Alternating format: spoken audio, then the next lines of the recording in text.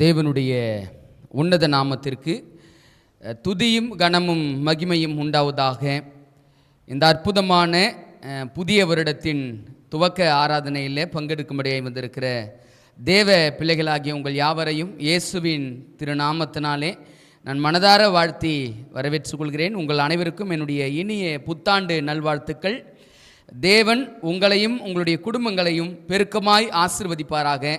இந்த 2026 வருடத்தில் நீங்கள் கடந்து வந்த நிந்தனைகளையும் நீங்கள் சுமந்து வந்த பாரங்களையும் ஆண்டவர் மாற்றி அமைத்து தேவன் தருவேன்னு சொன்ன எல்லா சமாதான பேர்கிருபைகளையும் இந்த 2026 வருஷத்தில் உங்களுக்கும் உங்கள் குடும்பங்களுக்கும் தந்தருளும்படியாய் நான் உங்களை அன்போடு கூட வாழ்த்துகிறேன். ஒரு கணம் நான் கடந்து வந்த 2025 வருஷத்தை கொஞ்சம் திரும்பி பார்க்குறேங்க.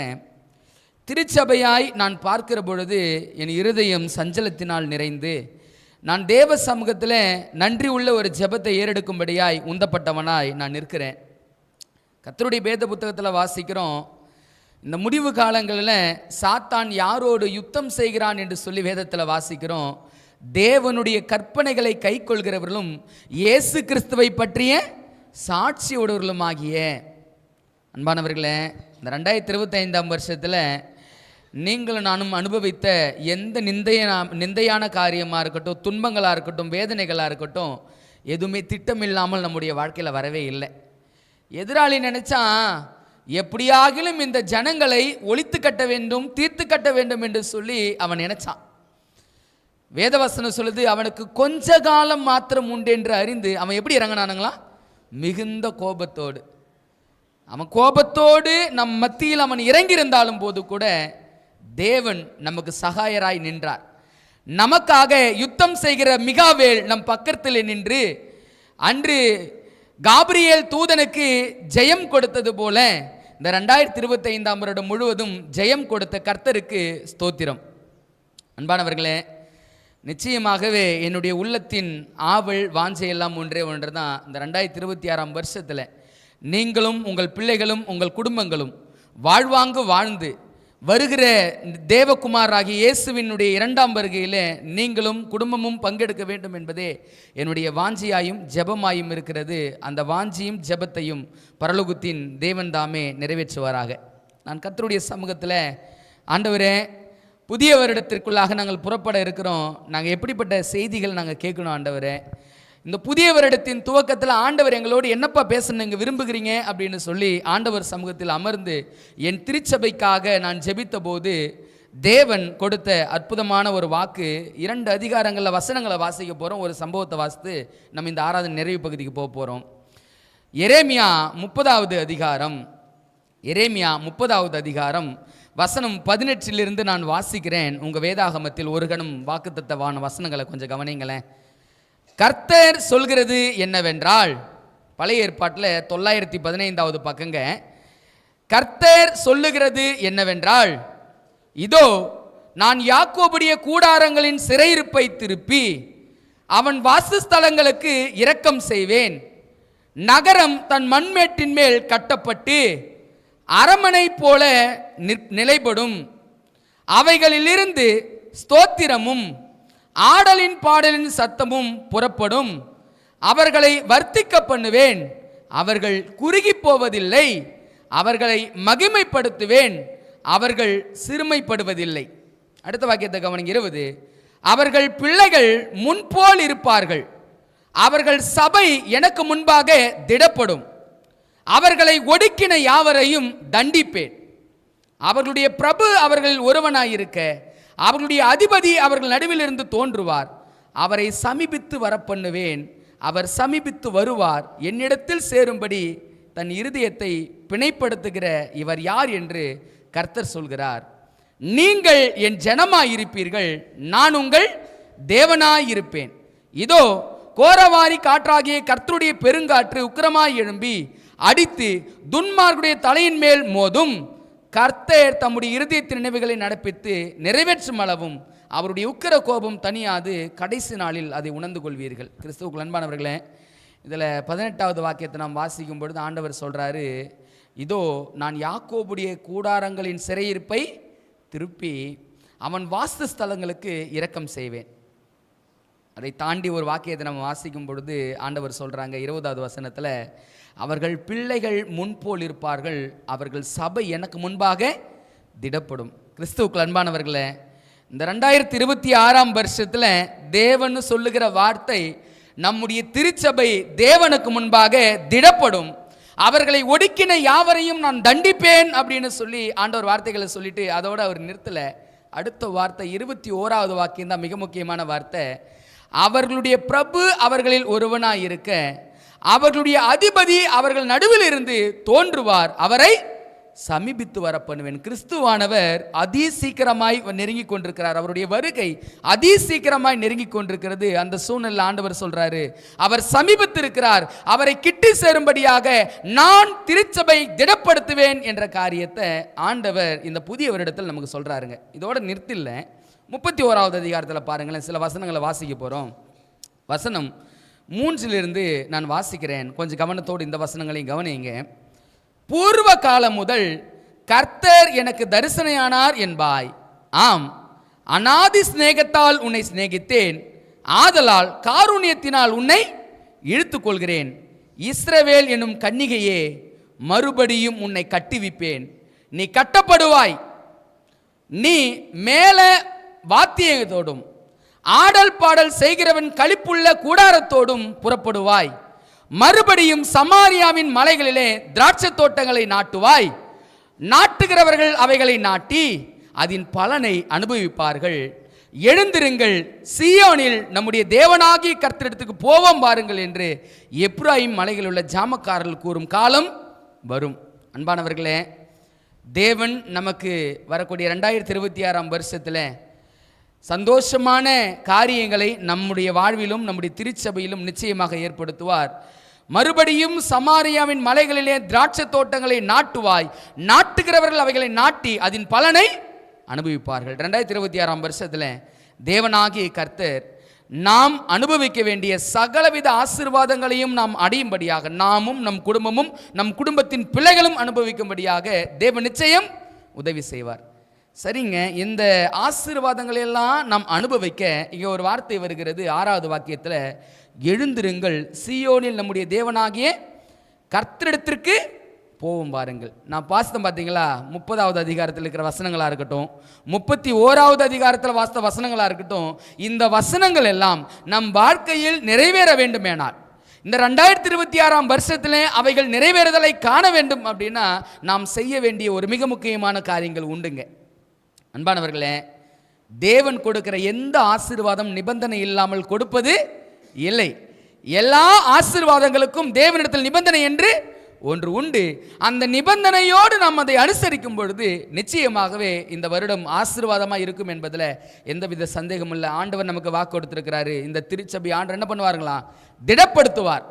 மீண்டுமாக நீ கட்டப்படுவாய் என்று சொன்ன அந்த வார்த்தைக்கிணங்க இந்த திருச்சபை 2026ஆம் வருஷத்தில் தேவ சமூகத்தில் கட்டப்படுகிற திருச்சபையாகும், களிப்புள்ள சந்தோஷத்தோடும் மகிழ்ச்சியான காரியங்களோடும் புறப்படுகிற திருச்சபையாகவும் இந்த திருச்சபை மாறும் என்பதை நாம் மறந்துவிட வேண்டாம். இங்கே ஒரு வார்த்தை வந்துச்சு, எழுந்திருங்கள், நம் தேவனாகிய கர்த்தரிடத்திற்கு போவோம் அப்படின்னு சொன்னார் பாருங்க.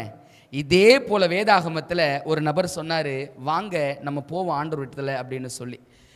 அந்த நபர் சொன்ன அந்த வாக்கியங்களை நான் வாசித்த போது, இந்த 2026ஆம் வருஷத்தில் ஆசீர்வாதங்களை அனுபவிக்க வேண்டும் என்று நினைக்கிற நீங்கள் நானும் என்ன செய்ய வேண்டும் என்பதை வேதாகமும் அவ்வளவு அழகாய் திருத்தமாய் நமக்கு சொல்லிக் கொடுக்கிறது.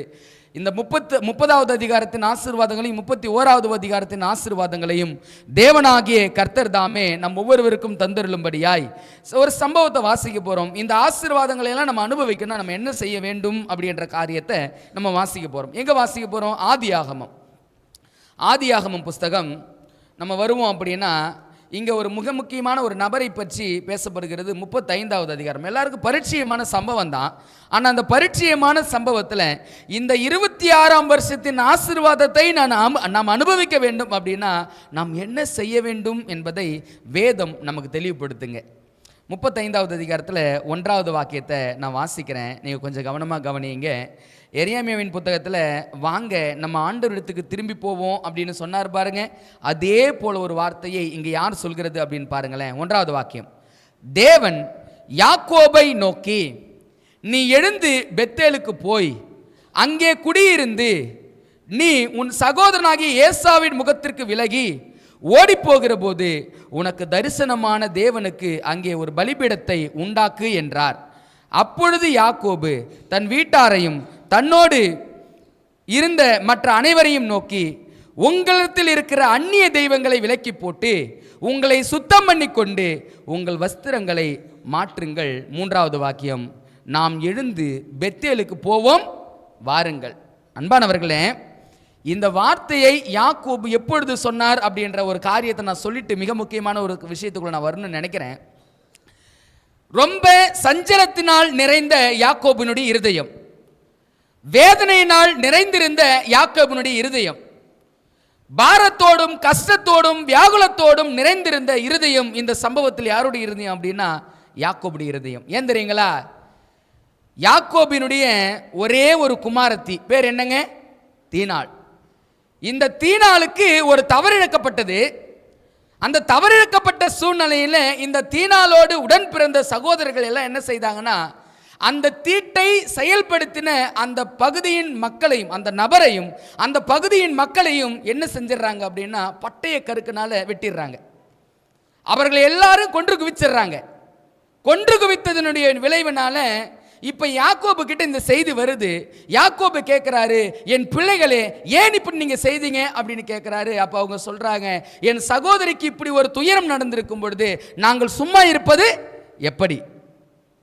அப்ப யாக்கோபு சொல்றாரு, தவறு நடந்தது உண்மைதான், அதனால தவறு செய்த ஒரு நபரை நீங்க தண்டிச்சிருந்தனா ஓகே. இவங்க என்ன செய்தாங்க தெரியுங்களா? அந்த அந்த அந்த பகுதியில் இருந்த ஒரு ஆண் மக்களை கூட என்ன பண்ணல, விடல. எல்லோரையும் வெட்டி குவித்து அவர்களை கொன்று போட்டு விட்டு வந்துட்டாங்க. இப்ப கொன்று போட்டு வந்ததனுடைய விளைவு என்ன அப்படின்னா, இந்த யாக்கோபு எங்க வாசம் செய்தார் வேதவசனம் சொல்லுது அப்படின்னா கூடாரங்களில். ஆபிரகாம் எப்படி கூடாரங்களில் வாசம் செய்தாரோ அதே வாழ்க்கை தான் யாருக்கு? யாக்கோபுக்கும். இப்ப இந்த யாக்கோபுக்கு ஒரு சஞ்சலம் நெருங்கி விட்டது, ஒரு பாரம் நெருங்கி விட்டது. என்ன அப்படின்னா, தன் பிள்ளைகள் செய்த தவறு நிமித்தமாக ஒருவேளை சந்ததி அழிக்கப்பட்டுடுச்சு அப்படின்னா இந்த சந்ததிக்கு ஒரு வாக்குத்தத்தம் கொடுக்கப்பட்டிருக்கிறது. அந்த வாக்குத்தத்தம் என்ன அப்படின்னா, ஞாபகம் இருக்குதுங்களா? நட்சத்திரம். அந்த வாக்குத்தத்தம் யாருக்காவது நினைவு இருக்குதுங்களா? யாக்கோபிலிருந்து ஒரு நட்சத்திரம் உதைக்கும். யாருங்க அந்த நட்சத்திரம்? யாருங்க அந்த நட்சத்திரம்? கிறிஸ்து. இப்ப இவருக்கு ஒரு சஞ்சலம் இருதயத்துக்குள்ளாக ஓடிக்கொண்டிருக்கிறது. தன் பிள்ளைகள் தவறு செய்துட்டாங்க, என்ன செய்யறதுன்னு தெரியல. இவர்கள் செய்த தவறுக்கான பலனை ஒருவேளை நாங்க இன்னைக்கு அடைய வேண்டியதா இருக்குமோ, நானும் என் குடும்பமும் இன்னைக்கு எந்த நிலைக்கு போவோன்னு தெரியலையே அப்படின்னு சொல்லி சஞ்சலம் நிறைந்த இருதயத்தோடும் பாரம் நிறைந்த இருதயத்தோடும் அவர் இருந்து கொண்டிருக்கிறார். என்ன செய்யறதுன்னே தெரியல, ரொம்ப கஷ்டம், மனசு ஃபுல்லா வேதனை. வேதனையோடு இருக்கிற தருணத்தில் இப்ப முதல் வார்த்தை தேவன் என்ன செய்யறாருன்னு பாருங்களேன். இந்த சஞ்சலத்தோடு இருந்த யாக்கோபை தேவன் சந்திக்கிறாரு. சந்திச்சு என்ன சொல்றாரு? 1வது வாக்கியம், தேவன் யாக்கோபை நோக்கி, நீ எழுந்து பெத்தேலுக்கு போய். இந்த பெத்தேல் எந்த சம்பவம் என்பது யாருக்காவது நினைவு இருக்குதுங்களா? தன் தகப்பனையும் தன் சகோதரனையும் அவர் ஏமாற்றி விட்டு அந்த ஏமாற்றத்தினுடைய அந்த துக்கத்தின் காரணமாக அவர் என்ன செய்கிறார் அப்படின்னா தன் வீட்டை இழந்து வந்து கொண்டிருக்கிறார். வருகிற வழியில் துக்கம் தாங்க முடியலை, பாரம் தாங்க முடியலை. நான் இவ்வளோ பெரிய தவறு செஞ்சிட்டனே, இந்த பாவத்திலிருந்து எனக்கு விடுதலை இல்லையா? இந்த தவறினால என் குடும்பத்தை இழந்தேனே, என் உறவை இழந்தேனே, என் சகோதரனை இழந்தேனே அப்படின்னு சொல்லி பாரத்தோடு சஞ்சலத்தோடு வந்து அவர் அப்படியே சாய்கிற நேரத்தில் ஒரு கல்லை தலைக்கு வைத்து என்ன செய்தார்? உறக்கத்தை கண்டார். அவருக்கு ஒரு சொப்பனம் கொடுக்கப்பட்டது. அந்த சொப்பனம் என்ன அப்படின்னா, ஒரு ஏணி பூமிக்கும் பரலோகத்துக்கும் வைக்கப்பட்டது. அதில் தேவ தூதர்கள் ஏறுகிறவர்களாகவும் இறங்குறவர்களாகவும் இருந்தாங்க. அவருக்கு என்ன செய்தி கொடுக்கப்பட்டுச்சு அப்படின்னா, யாக்கோபே, நீ பாவம் செய்த உண்மைதான், நீ தவறு செய்த உண்மைதான், ஆனால் உன் தவறுக்கு பாவம் மன்னிப்புக்கான ஒரு காரியம் உனக்கு கொடுக்கப்படுகிறது. மனுஷகுமாரன் தேவகுமாரனாகிய இயேசு கிறிஸ்து உன்னுடைய பாவங்களுக்காக அவர் மரிக்கிறவராக இருக்கிறார். பரலோகத்தில் இருக்கிறவர் பூமிக்கு இறங்கினார். பூமிக்கு இறங்கி அந்த பூமியிலிருந்து மீண்டும் அவர் பரலோகத்துக்கு எழுந்தருளி போனார். உன் பாவத்திற்கான விமோச்சனம் ஒன்றுதான், கர்த்தராகிய இயேசு கிறிஸ்து அப்படின்னு சொல்லி ஒரு செய்தி அவருக்கு கொடுக்கப்பட்டுச்சு. இப்போ ஆண்டவர் சொல்கிறாரு, நீ கவலைப்படாத, உன் இருதயம் சஞ்சலத்தினால முன்னாடி எப்படி நிறைந்து இருந்துச்சோ அதே போல் இப்பயும் உன் இருதயம் எப்படி இருக்குது? சஞ்சலத்தினால் நிறைந்திருக்கிறது. நீ கவலைப்படாத, அன்னைக்கு உன்னை சந்தித்த அதே இடத்துல மீண்டும் நான் உன்னை சந்திக்க விருப்பப்படுகிறேன். நீ கவலைப்படாத, கடந்து வந்த பாதைகளை மறந்துடு, அடைந்த துக்கத்தை மறந்துடு, இருக்கிற பிரச்சனையை மறந்துடு. இது எல்லாம் மாற வேண்டும் அப்படின்னா நீ செய்ய வேண்டியது ஒன்றே ஒன்று இருக்கிறது. நான் சொல்கிறத மட்டும் செய் அப்படின்னு ஒரு வார்த்தையை சொல்றாரு. நீ எழுந்து பெத்தேலுக்கு போ. இப்போ பெத்தேலுக்கு போ அப்படின்னு சொல்லி அதை சொல்லி ஆண்டவர் முடிச்சுட்டு அடுத்த வார்த்தையை சொல்றாரு. நீ உன் சகோதரனாகிய ஏசாவின் முகத்திற்கு விலகி ஓடி போகிற போது உனக்கு தரிசனமான தேவனுக்கு அங்கே ஒரு பலிபீடத்தை உண்டாக்கு என்றார். எந்த இடத்துல நீ தரிசனத்தை கண்டையோ, எந்த இடத்துல நீ சொப்பனத்தை கண்டையோ, அது இடத்துல நீ ஒரு பலிபீடத்தை உண்டாக்கு. அந்த பலிபீடத்தை உண்டாக்கு என்று சொல்வதோடு ஆண்டவர் நிறுத்திடல. அடுத்த காரியங்களை யாக்கோபு பேச ஆரம்பிக்கிறார். என்ன பேச ஆரம்பிக்கிறார் பாருங்களேன். அப்பொழுது யாக்கோபு தன் வீட்டாரையும் தன்னோடு கூட இருந்த மற்ற அனைவரையும் நோக்கி, உங்களிடத்தில் இருக்கிற அந்நிய தெய்வங்களை விலக்கி போட்டு உங்களை சுத்தம் பண்ணிக்கொண்டு உங்களுடைய வஸ்திரங்களை மாற்றுங்கள். ஆண்டவர் என்ன சொன்னார்னா பெத்தேலுக்கு போன்னு தான் சொன்னார். இப்போ பெத்தேல் தேவன் இருக்கக்கூடிய இடம், தேவன் தரிசனமான இடம். அப்ப தேவன் இருக்கக்கூடிய இடம், தேவன் தரிசனமாகிற இடத்திற்கு யாக்கோபு போக வேண்டியதா இருக்கிறாரு. அவர் போகிற பொழுது அவர் என்ன செய்யறார்னா தன் குடும்பத்தார் அனைவரையும் நோக்கி 3 காரியங்களை செய்ய சொன்னார். அந்த 3 காரியம் என்ன தெரியுங்களா? முதல் காரியம், உங்களிடத்தில் இருக்கிற அந்நிய தெய்வங்களை விலக்கி போடு. இரண்டாவது சொல்றாரு, உங்களை சுத்தம் பண்ணி கொண்டு, மூன்றாவது உங்களுடைய வஸ்திரங்களை மாற்றுங்கள். சரிங்க, ஆண்டவர் போக சொன்னார், யாக்கோபு போக வேண்டியது தானே. ஏன் தன் குடும்பத்தார் இடத்துல இந்த 3 மாற்றங்களை ஏற்படுத்த சொல்றார்? ஒருவேளை நீங்க சிந்திச்சு பாருங்க. இந்த வேத பகுதியை நாம் வாசிக்கும் பொழுது ஆண்டவர் யார் மட்டும்தான் போக சொன்னார்? யாக்கோபு மட்டும்தான் போக சொன்னார். ஆனா யாக்கோபு மட்டும்தான் போனார் அப்படின்னா இல்ல. 3வது வசனம் சொல்லுது, நாம் எழுந்து பெத்தேலுக்கு போவோம் வாருங்கள். என்ன நினைக்கிறாரு? சஞ்சலம், கஷ்டம், பாரம், தவிப்பு அவருடைய இருதயத்தில் இருந்து கொண்டிருக்கிறது. மிகுந்த வேதனையோடு அவர் அமர்ந்து கொண்டிருக்கிற சூழ்நிலையில, மிகுந்த சஞ்சலத்தோடு தேவனுக்கு முன்னாக நின்று கொண்டிருக்கிற வேளையில என்ன செய்கிறதுனே தெரியல. இந்த சூழ்நிலையிலிருந்து விடுபடுவதற்கு எந்த வழி இருக்குதுன்னு ஒன்றும் புரியல. அப்படி சஞ்சலத்திலும் தவிப்பிலும் இருந்த நேரத்தில் ஆண்டவர் சொன்ன பெத்தேலுக்கு போ. ஆனால் பெத்தேலுக்கு போகிற இந்த யாக்கோபு என்ன செய்தார் அப்படின்னா தன் வீட்டாரை நோக்கி 3 காரியங்களை செய்ய சொன்னார். அந்த 3 காரியங்களை செய்தனுடைய காரியம் என்ன என்பதை பின்னாடி அந்த ஆசீர்வாதத்தை கொஞ்சம் பார்க்க போகிறோம். அந்த 3 காரியங்களை கொஞ்சம் நான் விளக்கணும் அப்படின்னு நினைக்கிறேன். முதல் காரியம், தன் வீட்டாரை நோக்கி எதை முதலாவது நீக்க சொன்னார்? அந்நிய தெய்வங்களை உங்களிடத்திலிருந்து நீக்குங்கள். நான் ஒரு கேள்வியை கேட்கணும்னு நினைக்கிறேன். எதுங்க அந்நிய தெய்வம்? எது எல்லாம் அந்நிய தெய்வம்? நான் ஆண்டவர்கிட்ட இந்த சத்திய வசனங்களை பேசும்போது கேட்டேன், என்கிட்ட எந்த அந்நிய தெய்வம்பா இருக்குது? ஒன்றும் இல்லையா ஆண்டவரே. முழங்கால் போட்டு ஜெபம் பண்ணிக்கிட்டே இருக்கிறேன். என்ன இருக்குது? காட்டுங்க ஆண்டவரே, காட்டுங்க ஆண்டவரே, எது எல்லாம் அந்நிய காரியம் என்னிடத்தில் அப்படின்னு சொல்லி நான் வெளிப்புறகாரமாக என்கிட்ட இருக்கிற வஸ்திரங்களையும் மற்ற காரியங்கள் நான் தேடிக்கிட்டு இருந்தேங்க. ஆண்டவர் சொன்னார், உனக்குள்ளேயும் ஒரு அந்நிய விக்கிரகம் உண்டுப்பா அப்படின்னு திரும்ப திரும்ப சொல்லிக்கிட்டே இருக்கிறார். எனக்கு ஒன்றுமே புரியலை. நீண்ட நாட்களாக இந்த காரியத்துக்காக தேவ சமூகத்தில் தொடர்ந்து ஜெபித்து கொண்டே இருக்கிறேன். அந்நிய காரியம், அந்நிய தெய்வம் எங்கப்பா என்கிட்ட இருக்குது இருக்குது இருக்குதுன்னு நான் கேட்டுக்கிட்டே இருக்கிறாங்க. இறுதியாக தான் புரிஞ்சது, அந்நிய தெய்வம் உனக்குள்ளே இருக்குது உனக்குள்ளே இருக்குதுன்னு சொன்னார். அது என்ன எனக்குள்ளே இருக்குது அப்படின்னு நான் சிந்திச்சு பார்க்கும்பொழுது ஃபஸ்ட்டு தேவன் யார் என்பதை வேதம் சொல்லுது. தேவன் அன்பாகவே இருக்கிறார். ஏன் தெய்வம் அன்பான தேவன், அவருடைய குணம் அன்பு. இப்ப அந்த குணம் எனக்குள்ளாக இல்லாமல், அந்த பண்பு எனக்குள்ளாக இல்லாமல், அந்த காரியம் எனக்குள்ளாக இல்லாமல், என்னுடைய இருதயத்தில் அன்பு இருக்க வேண்டிய இடத்துல கசப்பும் வெறுப்பும் பகை உணர்வும் கோபமும் சண்டைகளும் விரோதங்களும் இருக்கும் அப்படின்னா அப்ப எனக்குள்ள இருக்கிறது என்ன? நான் எங்க தேடிக்கிட்டு இருக்கிற விக்கிரகன்னு எங்கெங்க தேடிக்கிட்டு இருக்கிறோம்? சமீப காலத்தில் ஒரு நபரை இன்னொரு நபர் பேசிக்கிட்டு இருந்தாங்க. நான் ஒரு பக்கத்தில் நின்று கொண்டிருந்தேன். இந்த அம்மா ஒரு அடையாளத்துக்காக ஒரு சின்ன தாலி செயின் போட்டுக்கிட்டு இருக்கிறாங்க. கடிஞ்சு பேசுகிறாங்க. நீ விக்கிரக வழிபாடு செய்கிற, நீ விக்கிரக ஆராதனையில் இருக்கிற, உன் கழுத்தில் இருக்கிறத கழட்டி போடு, நீயும் உன் குடும்பமும் சாபத்துக்குள்ளாக்கப்படுவ, நீ விளங்கவே மாட்ட அப்படின்னு சொல்லி கடுமையான வார்த்தை. எனக்கு மனசுக்குள்ளே ஒரே சஞ்சலம். சரி, சத்தியம் புரிஞ்சிருச்சுன்னா அவங்கள என்ன பண்ணிவிடுவாங்க, விளக்கிடுவாங்க, பிரச்சனை இல்லை. ஆனால் பேசுகிற அந்த நபரை ஆண்டவர் எனக்கு முன்னாடி கொண்டு வராரு. எப்பா, நீயும் பிரசங்கம் பண்ணுறவனா இருக்கிற, நீ உனக்குள்ளேயே அந்நிய தெய்வத்தை வச்சுக்கிட்டு அடுத்தவங்கிட்ட இருந்து அந்நிய தெய்வத்தை விளக்குன்னு சொல்கிற காரியம் உங்ககிட்ட இருக்குதா அப்படின்னு சிந்திச்சு பார்க்குறாரு. அன்பானவர்களே, என் தெய்வம் அன்பானவருங்க. அன்பான உருவமான தெய்வமே என் தெய்வம் அப்படின்னா, அந்த அன்பு என்ற குணம் என் உள்ளத்துக்குள்ளே இல்லாமல் பகைஞனுடைய சாத்தானுடைய எந்த சதிகார குணங்களோ எனக்குள்ளே இருக்குது அப்படின்னா, அப்போ நான் எதுக்குள்ளே இருந்துக்கிட்டு இருக்கிறேன்? அப்போ அந்நிய தெய்வங்கள் நம்ம இடத்துல உண்டா என்பதை நீங்கள் நானும் தான் சிந்திச்சு பார்க்கணும். நம்ம மற்றவங்களை யாரையும் யோசிக்க வேண்டிய அவசியம் இல்லை. நான் ஒரு புது வருஷத்துக்குள்ளே போக போகிறேன். ஆண்டவர் என் திருச்சபையை என்னையும் திடப்படுத்துவேன், கட்டுவேன்னு சொல்லியிருக்கிறாரு.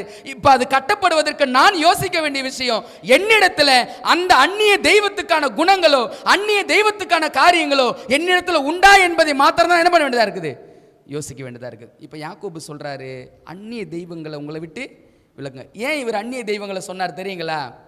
லாபான் வீட்டிலிருந்து வரும்போது இந்த யாக்கோபுக்கு பிரியமான மனைவி எதை கொண்டு வந்துட்டாங்க. அதை கொண்டு வந்தனுடைய விளைவு என்ன என்பதை ஸ்பிரிட் ஆஃப் ப்ராஃபஸி தீர்க்க தரிசனாவில வாசிக்கும் போது ரொம்ப கஷ்டமாக இருந்துச்சு. சரி, நம்ம விஷயத்துக்கு வந்துடும். முதல் காரியம், இந்த 2026 வருஷத்தில் தேவன் கொடுக்கக்கூடிய ஆசீர்வாதங்களை நீங்களும் நானும் நம் குடும்பங்களும் அனுபவிக்கணும் அப்படின்னா, அந்நிய தெய்வத்துக்கான குணநலங்கள் நம்முடைய வாழ்க்கையில் இருக்கும் அப்படின்னா, அதை எல்லாவற்றையும் என்ன பண்ணணும், நீக்கி போடணும். ரெண்டாவது காரியம் சொன்னாரு, அந்த காரியத்தை நான் மீண்டும் வாசிக்கிறேன் பாருங்க. உங்களிடத்தில் இருக்கிற அந்நிய தெய்வங்களை விலக்கி போட்டு உங்களை சுத்தம் பண்ணி கொள்ளுங்கள். சுத்தம் பண்ணி கொள்ளுங்கள் அப்படின்னா என்ன இருக்குது? அப்பா உங்களுக்குள்ள அசுத்தம் இருக்குது. சரிங்க, கேள்வி, நான் ஓய்வு நாள் தோறும் ஆலயத்துக்கு வரேன், நான் ஆண்டவரை காலையில் தேடுறேன், சாயங்காலம் தேடுறேன், வேதம் வாசிக்கிறேன், ஊழியம் செய்கிறேன், எல்லா காரியங்களும் அழகாக டையெல்லாம் போட்டுக்கிட்டு பிரசங்கலாம் கூட நான் பண்ணுறேன்னு வச்சுக்கங்களேன், எனக்குள்ளே சுத்தம் பண்ணுற காரியம் இருக்குமா? என்னங்க நினைக்கிறீங்க? இந்த உலகம் ஏதோ ஒரு வகையில் என்னை தீட்டுப்படுத்தலாம். அந்த தீட்டு நிமித்தமாக நான் பரிசுத்தமுள்ளவனாய் மாற வேண்டும் என்பது என் தேவனுடைய பிரியம். ஆனால் நான் பரிசுத்தம் அடையாதபடிக்கு ஏதோ ஒரு அசுத்தம் எனக்குள்ளாக இருக்கிறது அப்படின்னா, அந்த அசுத்தத்தை தேவனை சந்திப்பதற்கு முன்பதாக நான் என்ன செய்ய வேண்டியதாக இருக்குது, நீக்கி போட வேண்டியதாக இருக்கிறது. அன்பானவர்களே, இன்னைக்கு நீங்கள் நானும் நம்முடைய வாழ்க்கையை சிந்திச்சு பார்ப்போம். எப்படிப்பட்ட அசுத்தங்கள்லாம் உங்களிடத்தில் என்னிடத்தில் காணப்பட்டு கொண்டிருக்கிறது. யாக்கோபு தானும் தன் குடும்பமும் தேவனை சந்திப்பதற்கு முன்பதாக, பெத்தேலுக்கு போவதற்கு முன்பதாக அந்நிய தெய்வங்களை விளக்க சொன்னாரு. உங்களை பரிசுத்தம் பண்ணி கொள்ளுங்க அப்படின்னு சொன்னார்னா, இன்னைக்கு நீங்கள் நானும் தேவனை சந்திக்கும்படியாக புறப்பட்டு வந்திருக்கிறோம். ஆண்டவர் நம்மிடத்திலும் அதே நிபந்தனையை, அதே காரியங்களை இந்த 2026 வருஷத்தில் கேட்பாரா, கேட்க மாட்டாரா? நிச்சயம் கேட்பார்.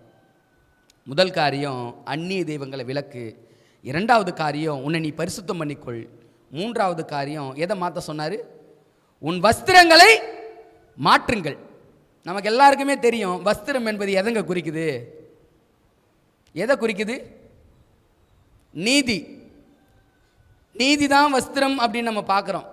அப்போ இங்கே யாக்கோபு தன் பிள்ளைகள் கிட்ட சொல்கிறாரு, உங்கள் வஸ்திரங்களை மாற்றுங்கள் அப்படின்னா எதை மாற்ற சொல்கிறார் தெரியுங்களா? இன்னைக்கு மனிதனுடைய மனநிலை எப்படி தெரியுங்களா போய்கிட்டு இருக்குது? பாபிலோனை கட்டின அந்த பாபிலோன் ராஜா ஒரு வார்த்தையை சொன்ன ஞாபகம் இருக்குதுங்களா? நான் என் மகிமைக்கென்று கட்டின மகா பாபிலோன்.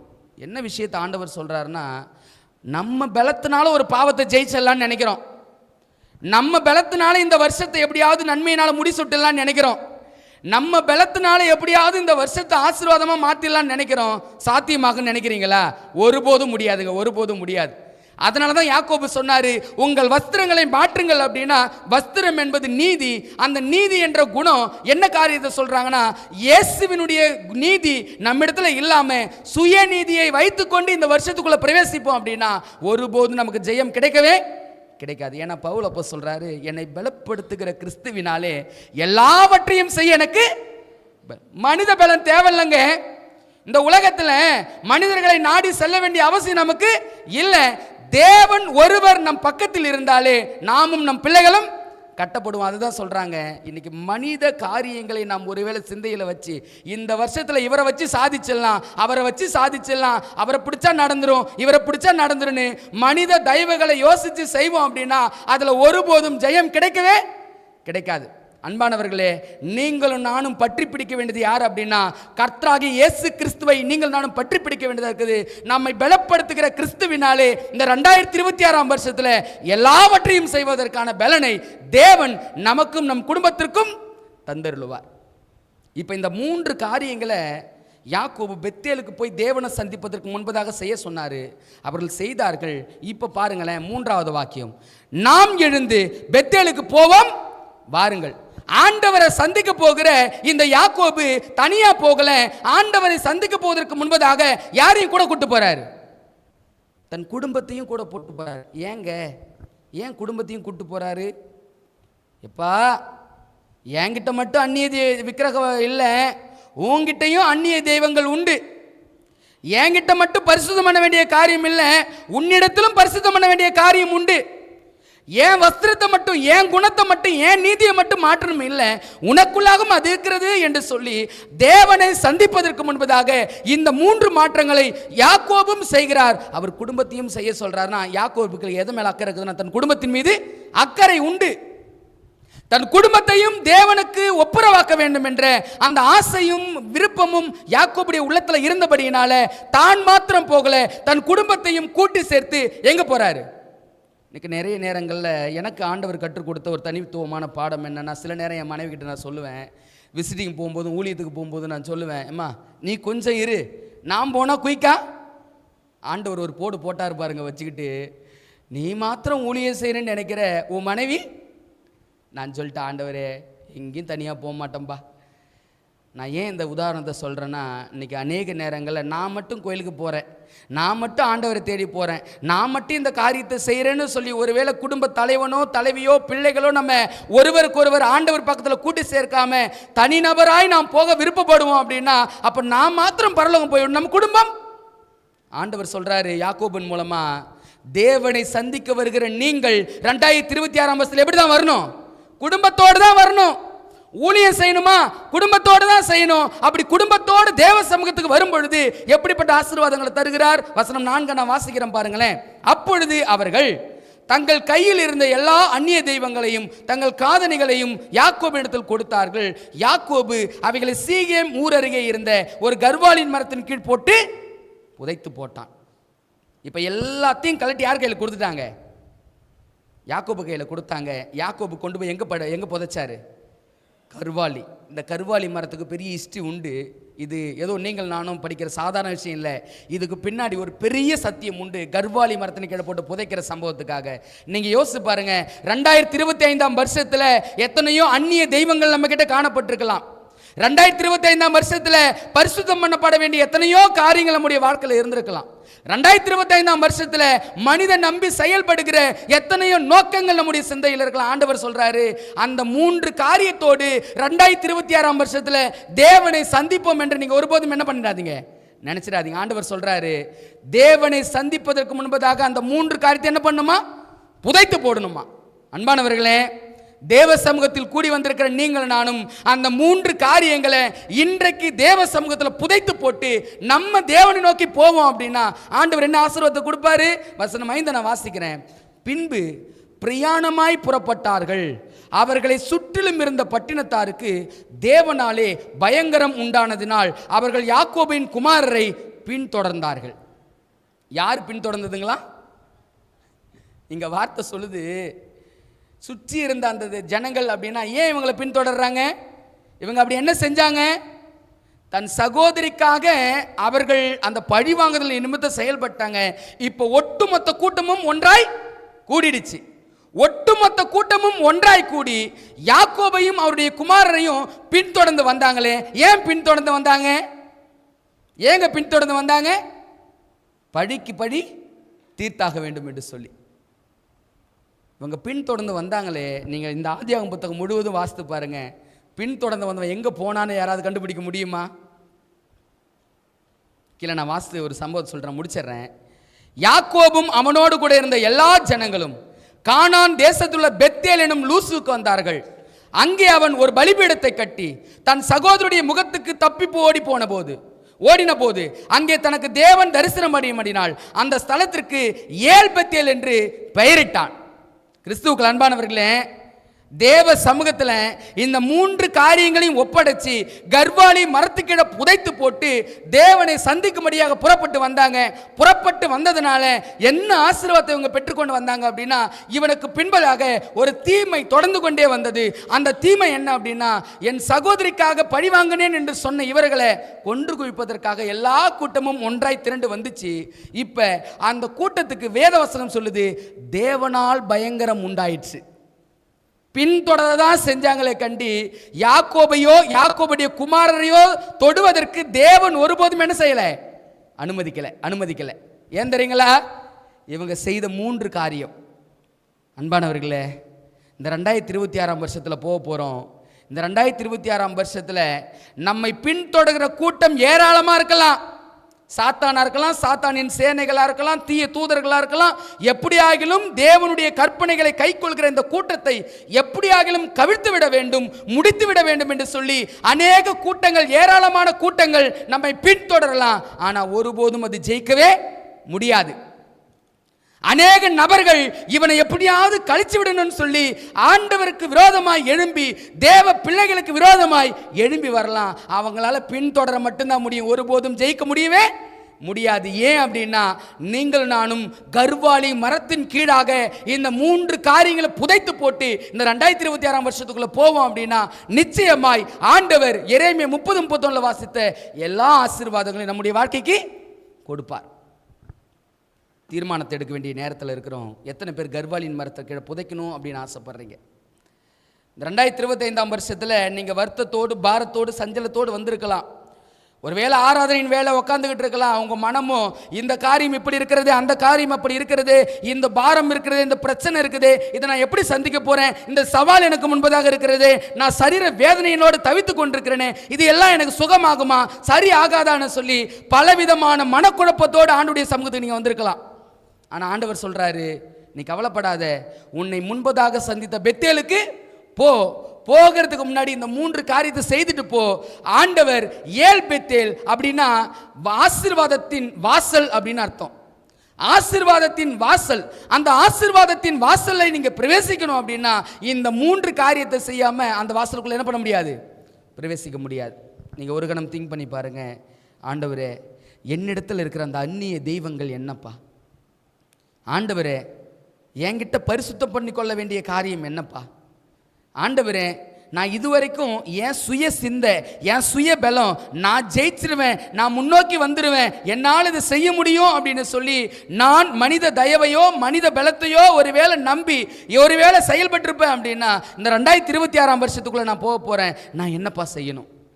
ஆண்டவர் சொல்கிறாரு, கிறிஸ்துவின் நீதியை உடையவர்களாய் நீங்கள் நானும் மாறணும். பவுல் சொன்னார், எனக்கு லாபமாக இருந்த எல்லாவற்றையும் அவர் எப்படி விட்டேன்னு சொல்கிறார் தெரியுங்களா? குப்பன்றாருங்க. அவர் எதோ குப்பன்னு சொல்கிறார் தெரியுங்களா? அவர் படித்த பரிசெய்ய கல்வி, அவருக்கு இருந்த அந்த பலன் எல்லாவற்றையும் அவர் சொல்கிறது இதெல்லாம் குப்பன்றார். எப்போ தெரியுங்களா? தேவன் அவர் பக்கத்தில் நின்ற போது, தேவன் அவருக்கு எதிராக நின்ற போது அதையெல்லாம் யோசித்த அந்த பவுல் சொல்றாரு, இது எல்லாம் எனக்கு குப்பை. ஏன் குப்பை அப்படின்னா, பொக்கிஷமாகிய கிறிஸ்து என் பக்கத்தில் இருக்கும்போது இது எல்லாம் எப்படி இருக்குது, குப்பையா இருக்குது. நான் சொல்றேங்க, 2026 வருஷத்துல எத்தனை போர்களை ஒன்னாலும் சாத்தா கொண்டு வரலாம், பின் தொடரதா முடியுமே கண்டி ஒருபோதும் அவர்களால் என்ன பண்ண முடியாது, ஜெயிக்க முடியாது. ஏன் அப்படின்னா, ஜெயம் கொடுக்கிற கர்த்தர் நம் பக்கத்தில் இருக்கிறார். அந்த ஜெயம் கொடுக்கிற கர்த்தர் நம் பக்கத்தில் இருக்க வேண்டுமேனால் இந்த 3 அனுபவங்களை அடையாம ஒருபோதும் இதற்கான ஆசீர்வாதங்கள் நம்முடைய வாழ்க்கையில பெற முடியாது. ஆண்டுடைய சமூகத்தில் இந்த 2026 வருஷத்தில் நாம் நம்மையும் நம்முடைய வாழ்க்கையும் தத்தம் செய்து ஆண்டுடைய சமூகத்தில் உண்மையும் உத்தமத்தோடு, ஆண்டவரே இந்த 2025 வருஷத்தில் ஒரு பாரத்தை நான் கொண்டு வந்திருக்கிறேன், அந்த பாரத்தை நான் இந்த இடத்துல இறக்கி வச்சுட்டு 2026 வருஷத்துக்குள்ள நான் போக போகிறேன், என் சித்தம், என் பாரம், என் வருத்தம் இதையெல்லாம் உங்கள் பாதப்படியில் நான் வச்சிடறேன், ஆண்டவரே எனக்கு நீங்கள் உதவி செய்யுங்க அப்படின்னு சொல்லி ஆண்டவரை முன்னிட்டு நீங்களும் நானும் நடைபோடுவோமானால் பின் தொடர்தான் முடிஞ்சிச்சு. அவர்களால் யாக்கோபையும் யாக்கோபுடைய குமாரையும் தொட முடியல.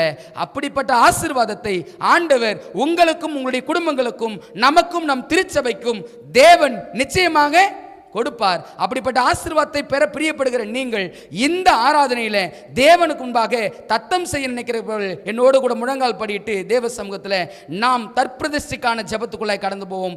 என்னோடு கூட இந்த காரியத்தை செய்ய நினைக்கிற பிள்ளைகள் முழங்கால் போட்டு ஜெபம் பண்ணுவோம்.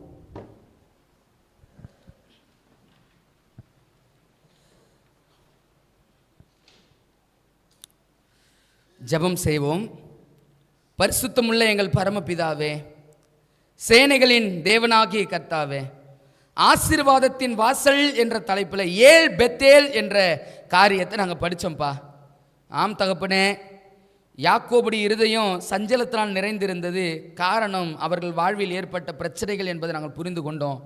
ஆனால் யாக்கோபை ஆற்றி தேற்றும் விதமாக தேவன் பெத்தேலுக்கு எழுந்து போங்கள் அப்படின்னு சொன்னீங்க. அவங்க எழுந்து புறப்பட்டு போகிற பொழுது 3 காரியங்களை அவர்கள் செய்தார்கள்.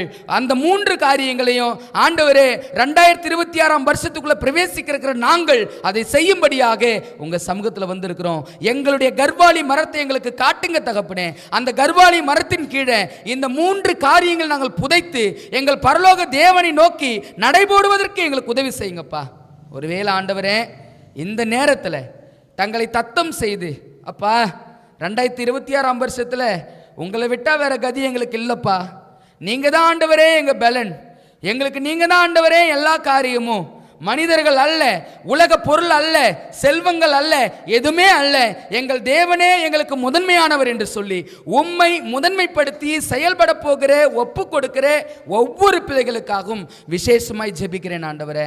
இந்த நேரத்தில் தங்களை தாங்களே தற்பிரதிஷ்டை செய்கிற ஒவ்வொரு பிள்ளைகளையும் கர்த்தர் தாமே ஆசீர்வதிப்பீராக. ஒவ்வொரு பிள்ளைகளையும் தேவன் தாமே தொடுவீராக. ஆண்டவரே, அந்த பெத்தேலுக்கு எழுந்து போகிற வேளையில் அநேகர் பின்தொடர்ந்தார்கள், அவர்களை தொட முடியவில்லை என்று வாசித்தோமே ஆண்டவரே. ஒருவேளை சாத்தானும் கூட்டமும் இந்த 2026 வருஷத்தில் எங்களை எப்படியாவது அழித்துவிட வேண்டும் என்று பின்தொடரதான் முடியுமே கண்டி, ஒருபோதும் எங்களை அழித்துவிட முடியாது என்பதை நாங்கள் இந்த சத்தியத்தின் மூலமாய் புரிந்து கொண்டோம் தகப்பனே. அதே விதமாக இந்த நேரத்தில் இந்த 3 காரியங்களுக்காக வருந்தி ஆண்டவரே கர்வாலி மரத்தின் கீழே புதைக்கிற அனுபவம் உள்ள பிள்ளைகளாய் யாராவது ஆண்டவரே இந்த ஜெபங்களை ஏறெடுப்பாங்க அப்படின்னா தேவனாகிய கர்த்தர் உங்க பிள்ளைகளை ஆசீர்வதித்து அபிஷேகித்து 2026 வருஷத்தில் நீ கட்டப்படுவாய். இந்த திருச்சபை எனக்கு முன்பாக பலப்படும். உன்னை கஷ்டப்படுத்தினவர்களை நான் தண்டிப்பேன்னு சொன்ன வார்த்தைக்கு நாங்க ஆண்டவர் அப்படிப்பட்ட அபரிவிதமான ஆசீர்வாதங்களை எங்களுக்கும் எங்களுடைய குடும்பங்களுக்கும் எங்க திருச்சபைக்கும் ஆண்டவர் தாமே தந்தரல வேண்டுமாய் ஒப்பு கொடுத்து ஜெபிக்கிறோம். கர்த்தருடைய ஊழியக்காரனாய் தங்களை தாழ்த்தி தத்தம் செய்கிற ஒவ்வொரு பிள்ளைகளுக்காக ஜெபிக்கிறோம். ஆண்டவர் என்னை பலப்படுத்துகிற கிறிஸ்துவினாலே எல்லாவற்றையும் செய்ய எனக்கு பலன் உண்டு என்ற வார்த்தைக்கு நாங்க உங்க பலத்தினால பிள்ளைகள் 2026 வருஷத்தின் சவால்களை ஜெயிக்கவும், 2026 வருஷத்தின் ஆசீர்வாதங்களை அனுபவிக்கவும், 2026 வருஷத்தின் ஆண்டவருடைய குணத்தை வெளிப்படுத்துகிற காரியத்திலும் மேலோங்கி வளர வேண்டுமாய் மீட்பெரும் இரட்சகருமா இருக்கிற இயேசு கிறிஸ்துவின் வல்லமையுள்ள நாமத்தில் ஜெபிக்கிறோம். எங்கள் ஜெபம் கேளும் நல்ல பிதாவே, ஆமென்.